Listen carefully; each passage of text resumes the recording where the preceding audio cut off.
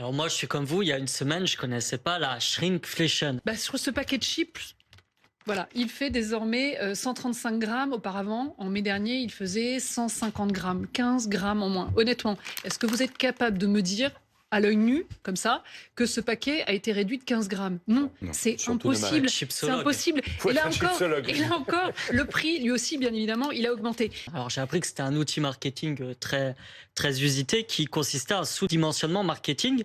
Et je vous ai pris un exemple. Vous savez, c'est les chocolats Lindt, les Pyrénéens. J'ai trouvé qu'une tablette, mais au fait, on s'offre souvent une boîte.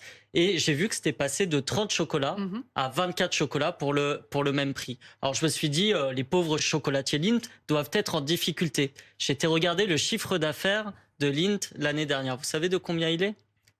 4,7 milliards d'euros.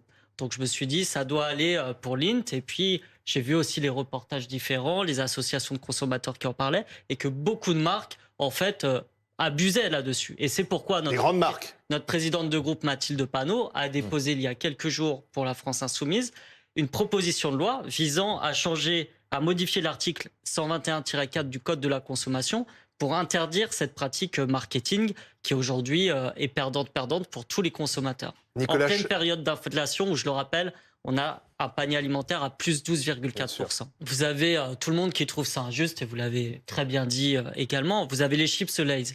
Moi, j'ai regardé, je suis pas chipsologue, mais j'ai regardé un petit peu quelle était cette société. Elle s'appelle PepsiCo, plus 34% de bénéfices.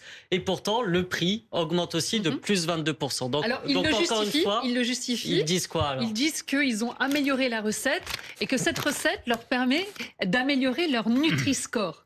Selon eux, en fait, normalement, on devrait passer de C à B. Bon, on est toujours à C avec 135 grammes. Mais voilà, il y a toujours une justification. Une bonne raison. Oui, exactement. Oui, donc, il y a l'inflation, il y a la nouvelle recette. Mais encore une fois, c'est peut-être ça aussi qui est important. C'est que c'est légal. C'est une pratique marketing, mais qui aujourd'hui est légale. Donc PepsiCo nous met moins de chips, mais a plus de bénéfices. Et encore une fois, c'est l'appétit de quelques-uns qui cause les crampes d'estomac du plus grand nombre. Et là, on a un exemple concret.